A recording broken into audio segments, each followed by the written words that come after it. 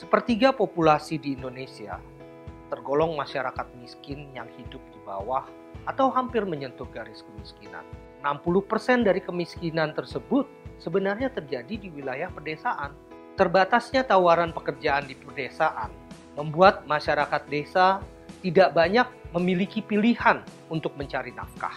Oleh karena itu, bertani menjadi pekerjaan yang dipilih oleh kebanyakan masyarakat desa untuk menghidupi keluarganya. Di minggu pertama, kita sudah membahas apa yang dimaksud dengan petani, serta juga melihat perbedaan antara buruh tani dengan petani. Kalian juga sudah melihat gambaran menyeluruh tentang pertanian Indonesia. Dalam materi kali ini, saya akan menekankan bahwa petani dan buruh tani sebenarnya juga merupakan kelompok konsumen bahan pangan. Jika kalian ingat materi di minggu pertama, kita mengetahui bahwa rata-rata penghasilan petani adalah sebesar 2,6 juta per bulannya. Sementara buruh tani hanya meraup penghasilan sekitar 408.000 per bulan. Tergantung juga dengan ketersediaan lapangan pekerjaan. Dan mayoritas tenaga kerja di sektor pertanian sebenarnya adalah buruh tani. Mungkin kalian berpikir bahwa dengan bekerja di sawah sebagai petani atau menjadi buruh tani, berarti mereka mampu menghasilkan bahan pangan sendiri tanpa perlu mengambil porsi dari pendapatannya. Suami Ibu Siti yang menyukai teh manis membuat Ibu Siti perlu membeli teh dan gula sebanyak 2 kg dengan harga Rp50.000. Selain itu, Ibu Siti juga perlu membeli susu untuk dikonsumsi oleh anak-anaknya seharga Rp60.000. Hanya dengan berbelanja kebutuhan pangan tersebut saja, ia sudah menghabiskan sekitar Rp930.000. Jumlah tersebut artinya hampir sama dengan 36% pendapatan mereka. Jumlah ini memang dirasa kecil jika dibandingkan dengan total pendapatan Ibu Siti. Namun, coba bayangkan, jika anaknya masih sekolah, Ibu Siti juga harus membiayai sekolah kedua anaknya. Dia juga harus membayar kebutuhan rumah tangga seperti listrik serta air. Dia juga harus mengalokasikan dana untuk kesehatan dan keluarganya.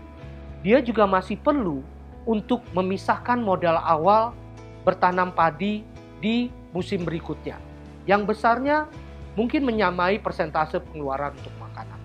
Contoh lainnya, Pak Udin yang sehari-harinya bekerja menjadi buruh tani dan memiliki 2 orang anak.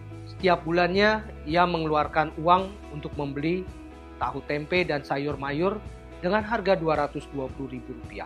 Mungkin ia perlu juga untuk berbelanja ayam, ikan, atau telur dan mengeluarkan Rp60.000 lagi. Hanya dengan berbelanja kebutuhan pangan itu saja, ia sudah menghabiskan sekitar Rp280.000. Ini artinya hampir sama dengan 68% pendapatan mereka.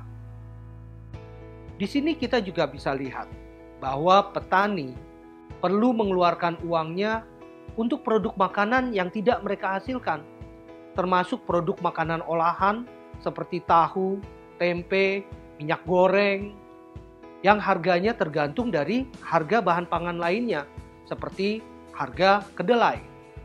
Harga pangan yang tinggi juga akan membuat upah tenaga kerja menjadi lebih tinggi untuk memenuhi kebutuhan hidup layak. Ini akan menyebabkan harga barang-barang non-pangan juga akan semakin tinggi. Akibatnya, harga pangan yang tinggi sebenarnya tidak menguntungkan untuk petani itu sendiri, karena daya beli mereka sendiri menjadi lebih rendah meskipun penghasilan mereka terlihat lebih tinggi. Akibatnya akan semakin terasa bagi buruh tani yang pendapatannya memang sudah sangat kecil. Harga makanan yang mahal akan mempengaruhi kehidupan mereka serta kehidupan keluarganya.